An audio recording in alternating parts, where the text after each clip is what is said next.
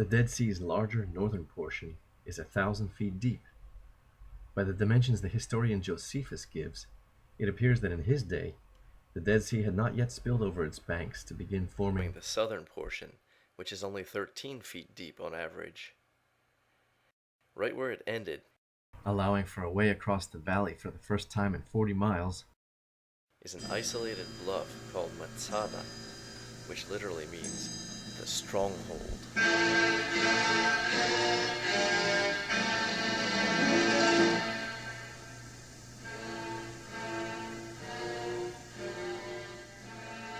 First developed by the Hasmoneans, but strengthened when Herod feared an attack from Cleopatra. The fortress on this plateau was the world's most secure in its day. Fewer than 1,000 Jews kept the Romans at bay here for over 2 years during their last stand after the temple was destroyed. It seemed impregnable, as its name implies.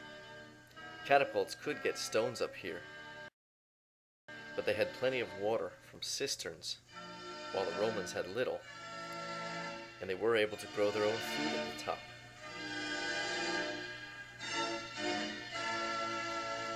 So they definitely weren't starving. And with only one difficult path to the top, You could see anyone approaching for miles in any direction. But Rome built a siege ramp using Jewish slaves so they wouldn't be shot at, and rolled their battering rams to the wall. The Essenes and Zealots saw that capture was inevitable. So, rather than face torture, rape, or, worst of all, compulsory worship of idols, they committed suicide, robbing the Roman victory of its glory. Herod's hanging palace, hidden on the northern face, is so well preserved by the desert air that even much of the paint is visible on some walls after 2,000 years. Food found in these storehouses was still nearly fresh.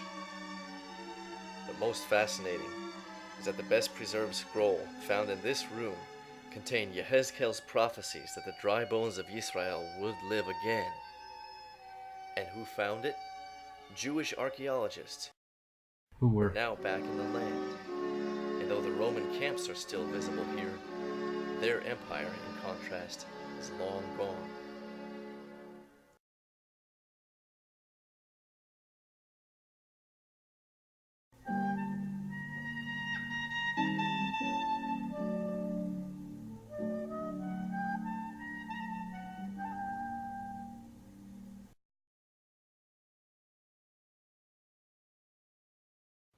As we walk down the siege ramp, we can still see some of its wooden reinforcement.